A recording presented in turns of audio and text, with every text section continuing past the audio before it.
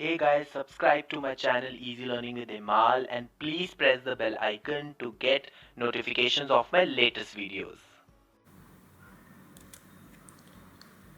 So hello guys, welcome back to my channel Easy Learning with Himal. So this video is on formal letter. मैं आपको सिखाने वाला हूँ कि formal letter कैसे लिखते हैं, ठीक है। फॉर्मेट के साथ प्रॉपर फॉर्मेट एक्सप्लेन करूँगा, ठीक है। एग्जाम्पल बताऊँगा जिससे कि आपको अच्छे से क्लियर हो जाए कि फॉर्मल लेटर किस तरह से लिखा जाता है। और मैं एक बहुत ही स्पेसिफिक लेटर के बारे में इस वीडियो में बात करूंगा जो है a letter to the editor. एक जनरल फॉर्मल लेटर के बारे में बात होगी और specifically letter to the editor के बारे में बात होगी, क्योंकि मोस्टली फॉर्मल लेटर का जो क्वेश्चन एग्जाम में आता है वो लेटर टू द एडिटर के फॉर्म में आता है। फॉर्मल लेटर की अगर मैं बात करूँ, word limit generally 150 to 200 words होती है। बट अब सीबीएसई की नई गाइडलाइंस आ गई हैं तो आपका फॉर्मल लेटर काफ़ी छोटा हो गया है। That is around 100 to 120 words at max आपका फॉर्मल लेटर हो गया 5 मार्क्स का। तो फॉर्मल लेटर क्या है? It is basically a letter which is written for official purpose. बहुत ही प्रोफेशनल वे में ये लेटर लिखा जाता है। इसमें कोई भी casual language, friendly language use नहीं होती। बहुत ही प्रॉपर प्रोफेशनल मैनर में लेटर लिखा जाता है to business authorities, to some official person. अपने स्कूल के प्रिंसिपल को लिख रहे हैं, आप म्यूनिसिपल कॉरपोरेशन के हेड को लिख रहे हैं, और आप किसी न्यूज़पेपर के एडिटर को लिख रहे हैं। वो जो आपका लेटर होता है वो आपका फॉर्मल लेटर कहलाता है।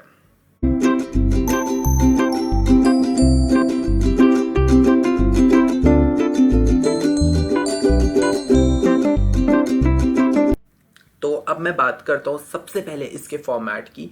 बहुत ही बेसिक फॉर्मेट है, इजी फॉर्मेट है, ठीक है। थोड़ा सा मैंने इसमें एग्जांपल भी इंक्लूड किया जिससे कि आपको अच्छे से समझ आ जाए। तो हम स्टेप बाय स्टेप अच्छे से पूरा फॉर्मेट समझेंगे। तो सबसे पहले अगर मैं बात करूं तो सारी चीज़ें आपकी लेफ्ट साइड पे लिखी जाती हैं, ठीक है। राइट साइड पे कुछ भी नहीं आता है, सब चीज़ें आपकी लेफ्ट साइड पे लिखी जाती हैं। तो टॉप लेफ्ट साइड से हमारा स्टार्ट होता है सेंडर्स एड्रेस, मतलब हमारा एड्रेस, जो पर्सन ये लेटर लिख रहा है उसका एड्रेस आता है। जैसे कि यहाँ पे मैंने सेंडर्स एड्रेस 2 लाइनों में लिखा है, हाउस नंबर 65, ठीक है, सेक्टर और योर एरिया और anything, your street number A, ठीक है, या आप इसको न्यूमेरिकल वैल्यू भी लिख सकते हैं। फिर करोल बाग, एक स्पेसिफिक एरिया की बात की गई है, और फिर नीचे आपका आएगा स्टेट या आपका यूनियन टेरिटरी। आप 3 लाइंस में भी लिख सकते हैं सेंडर्स एड्रेस, बट प्रिसाइज रखिए, 2 लाइंस आर सफिशिएंट, 3 लाइंस भी आप लिख सकते हैं। तो सबसे पहले सेंडर्स एड्रेस आपने लिखना है, जो बंदा ये लेटर लिख रहा है उसका एड्रेस। उसके बाद अगर आप यहाँ ध्यान से देखिए, सेंडर्स एड्रेस के बाद आपको एक लाइन छोड़नी है, that is very very important. Sender's address के बाद आप यहाँ पे लाइन छोड़ेंगे। उसके बाद आपकी आएगी डेट, लाइक 28 जुलाई 2020 है, तो मैंने शॉर्ट फॉर्म में 2020 लिखा है। ध्यान दे डेट किस तरह से लिखी गई है, मंथ का नाम वर्ड्स में लिखा गया है, तो ये बहुत ज़्यादा इंपॉर्टेंट है। आप डेट इस तरह से नहीं लिख सकते, 28/7/2019, जो भी आपकी डेट है वो आप इस तरह से नहीं लिख सकते। आपको क्या करना है, मंथ का नेम प्रॉपरली लिखना पड़ेगा, ठीक है। इसी फॉर्मेट में आपको डेट लिखनी है। और अगर आपका मंथ का नाम बहुत बड़ा है तो आप उसको शॉर्ट लिख सकते हो, लाइक दिसंबर के लिए यू कैन राइट DEC, ठीक है। अब जून है तो फिर आप जून ही पूरा लिखोगे, जुलाई है तो जुलाई ही लिखोगे, अगस्त है तो AUG आप लिख सकते हो, बट आप फुल भी लिख सकते हो। उसके बाद आपको आता है रिसीवर्स एड्रेस, जिसको आप लेटर लिख रहे हैं उसका एड्रेस, ठीक है।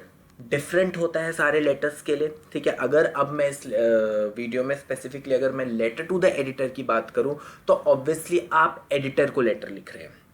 किसी मैगजीन या न्यूज़पेपर के एडिटर को आप लेटर लिखते हैं कि आप कोई इशू, सोशल इशू रेज कर रहे होते हैं जनरली ऐसे लेटर्स में, और आप उनको रिक्वेस्ट करते हैं कि ये जो लेटर है ये आप अपने letter to the editor column में पब्लिश करिए, जिससे कि जो सोशल इशू आप रेज करना चाह रहे हैं वो पब्लिक तक पहुंचे, ठीक है। तो रिसीवर्स एड्रेस में सबसे पहले आप एडिटर को लिख रहे हैं, तो द एडिटर, फिर न्यूज़पेपर का नाम the times of India new Delhi, ठीक है। आप कुछ भी रिसीवर्स एड्रेस लिख सकते हैं, ठीक है।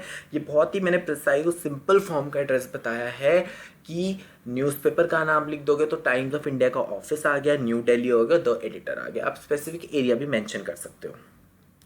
उसके बाद आपको अगेन एक लाइन छोड़नी है और फिर आपका आएगा सैल्यूटेशन। सैल्यूटेशन में सर, मैडम कुछ भी लिख सकते हैं, ज़रूरी नहीं आप रिस्पेक्टेड सर लिखिए, अगर आप सिंपल सर लिखेंगे वो भी ठीक है। अब बहुत लोगों का कन्फ्यूजन है कि सैल्यूटेशन पहले आएगा या सब्जेक्ट पहले आएगा। देखिए, अगर आप ऑफिशियल सीबीएसई की गाइडलाइंस देखिए या अगर आप अच्छी ग्रामर बुक्स उठाएंगे तो आपको हर जगह मिलेगा कि सब्जेक्ट सैल्यूटेशन के बाद लिखा जाता है।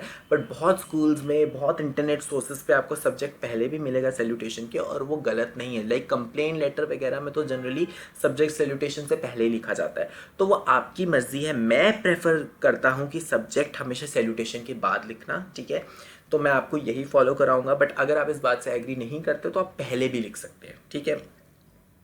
बेसिकली क्या है, सब्जेक्ट क्या होता है? सब्जेक्ट होता है आप इश्यू को हाईलाइट कर रहे हो, तो आप चाहते हो कि आपका सब्जेक्ट नोटिस में आए। तो अगर आप सैल्यूटेशन से पहले लिख दोगे तो उसका नोटिस में आने की जो चांसेस होते हैं वो कम हो जाते हैं, क्योंकि इंसान जब लेटर पढ़ना शुरू करता है वो वहाँ से स्टार्ट करता है जहाँ डियर सर या रिस्पेक्टेड सर लिखा होता है उसके नीचे से।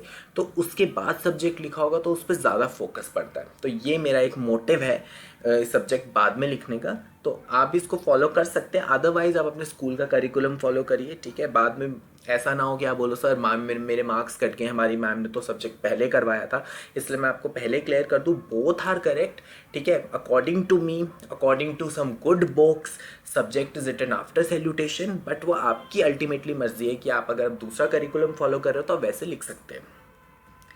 फिर आता है आपका सब्जेक्ट। तो सब्जेक्ट क्या है, एक वन लाइन में आपको बेसिकली बताना है कि आपने लेटर लिखा क्यों है, मेन इशू क्या है, और आप उसको अंडरलाइन करेंगे। लाइक यहाँ पे लिखा हुआ है need for people's movement for a clean Yamuna. तो ये एक इशू था जो वो एडिटर के सामने रेस करना चाहता है, ठीक है। तो उसने इस बहुत ही प्रिसाइज में 7 to 8 वर्ड्स में मैक्सिमम अपना सब्जेक्ट लिख दिया एक ही सेंटेंस में। ऐसा नहीं कि सब्जेक्ट इतना लंबा लिख दिया कि पूरा पैराग्राफ बन रहा है, ऐसे नहीं करना है। एक सिंपल छोटी सी शॉर्ट लाइन में, और अगर आप 3 या 4 वर्ड्स का भी सब्जेक्ट लिखोगे वो भी ठीक है। उसके बाद में अब हम बात करते हैं आपके कंटेंट की बॉडी की। 3 पैराग्राफ में आपको डिवाइड करना है। इंट्रोडक्शन पैराग्राफ, फिर आपका सेकंड जो पैराग्राफ आएगा वो मेन पैराग्राफ आएगा जिसको मेन बॉडी कहते हैं, और थर्ड आपका कंक्लूजन पैराग्राफ। तो सबसे पहले अगर मैं पैरा 1 इंट्रोडक्शन की बात करूं तो इसमें आपको बताना है purpose of letter. Purpose of letter should be made clear कि भाई आपने लेटर लिखा क्यों है, ठीक है। तो अगर मैं specifically letter to the editor की बात करूं तो आप कुछ लाइंस हैं, ठीक है, बहुत ही ब्यूटीफुल लाइंस है। आप इस तरह से लेटर शुरू करेंगे तो आपकी कभी भी गलती नहीं होगी। तो एटलीस्ट अगर आप ये वाली लाइंस अच्छे से लिख लें तो आपका पहला इंट्रोडक्टिव पैराग्राफ तक तो कोई भी गलती नहीं होगी, ठीक है। तो जितनी कम फॉर्मेट में या जो जो चीज़ें आपको पता है एटलीस्ट वो सही लिखेंगे तो आपका लेटर क्या है, ज़्यादा मार्क्स आपको स्कोर करेगा। तो आप इस तरह से लिख सकते हैं, through the column of your esteemed newspaper. अगर मैगजीन के लिए लिख रहे हैं तो हमें मैगजीन आ जाएगा। I wish to draw the attention of the readers to words. तो ये लाइन्स तो आप सबके लिए कॉमन रखिए। आगे जो भी आपके क्वेश्चन में इशू होगा वो आप लिख सकते हैं। लाइक यहाँ पे यमुना रिवर का इशू था तो मैंने टूवर्ड्स के आगे सेम चीज़ वो लिख दी जो मेरे क्वेश्चन में दिया था। तो जो भी आपके क्वेश्चन में दिया आप उसके अकॉर्डिंग लिख सकते हैं, towards the deteriorating condition of the river Yamuna, कि यमुना की हालत बहुत ख़राब होती जा रही है। तो ये मेन आपका कंसर्न है। तो वही जो क्वेश्चन से कंसर्न था वो यहाँ पे लिख दिया।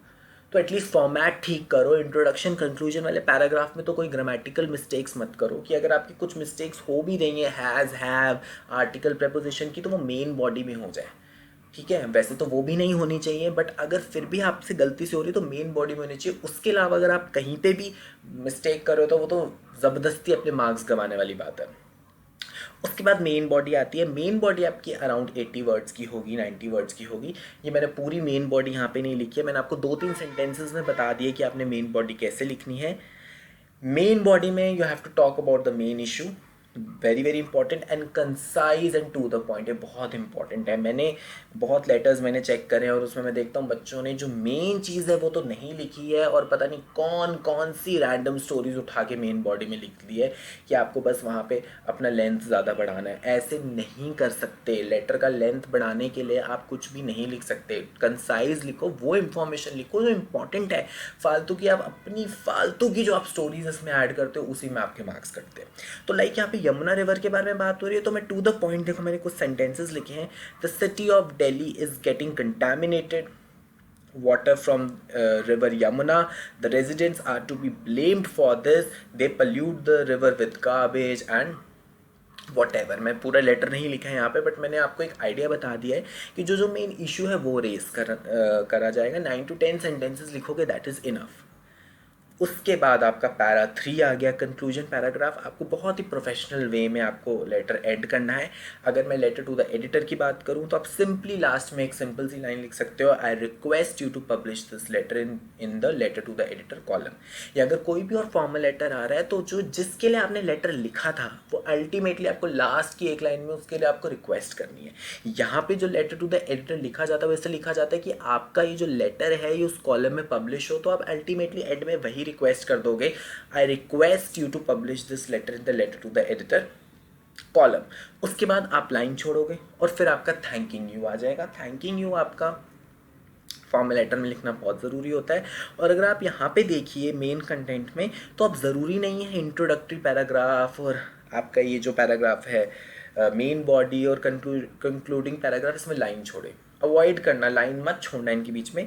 जैसे अगर आपका ख़त्म हो रहा है, जैसे मैंने मिडल से शुरू कर दिया है, ये वाला पैराग्राफ मेरा मिडल में ख़त्म हुआ है तो मैंने यहाँ स्टार्टिंग से शुरू कर दिया है। बस इस तरह से लिखना कि डिफ्रेंशिएट हो जाए कि भाई ये इंट्रोडक्शन है, ये मेन बॉडी है, ये कंक्लूडिंग पैराग्राफ है। तो अवॉइड करना लाइन छोड़ना, वो अच्छा नहीं लगता है लेटर में। और लास्ट में आपका आएगा closing and signature, your sincerely. और जो भी क्वेश्चन में आपका नाम दिया होगा आप वहाँ पे लिख सकते हैं। यहाँ पे मैंने अभी ABC लिख दिया है, बट जो भी क्वेश्चन में आपका नाम दिया होगा आप वो यहाँ पे लिख सकते हैं। ठीक है, सो अब आपका एक होमवर्क है जो मैं आपको होमवर्क देने लगा हूँ। आप किसी भी टॉपिक पे लेटर लिखिए, ठीक है, और जब आप लेटर लिख लेंगे खुद से, उसकी फ़ोटो खींच के आप मेरे को ईमेल कर देना। ईमेल आईडी आपको डिस्क्रिप्शन बॉक्स में मिल जाएगी और मैं आपका लेटर इवैल्यूएट करूँगा और जो जो मुझे मिस्टेक्स लगेंगे आपके लेटर में मैं आपको फीडबैक के तौर पे उसी ईमेल पे मैं आपको रिप्लाई कर दूँगा। तो ये होमवर्क है, आपने करना है। कोई भी क्वेश्चन उठाओ, उस पर लेटर लिखो, I will check your letter. मैं डिजिटली चेक करूँगा आपका लेटर और आपको ईमेल पे ही आपको मैं आपका फीडबैक दे दूँगा, जिससे कि आपके लेटर राइटिंग इंप्रूव हो जाए। और अगर आप मुझे ईमेल पे या इंस्टाग्राम और फेसबुक पे कॉन्टैक्ट करेंगे so I can give you more questions on later writing to practice. और उसके अलावा भी अगर आपको कोई भी डाउट है तो आप नीचे कमेंट सेक्शन में लिख दीजिए, ठीक है, मैं वहाँ पे आपके डाउट्स क्लियर कर लूँगा। और डिस्क्रिप्शन बॉक्स चेक कर लीजिए to connect to me through my Instagram, Facebook and my email ID. And if you haven't subscribed my channel, so please subscribe my channel Easy Learning with Himal. Thank you guys. Have a nice day.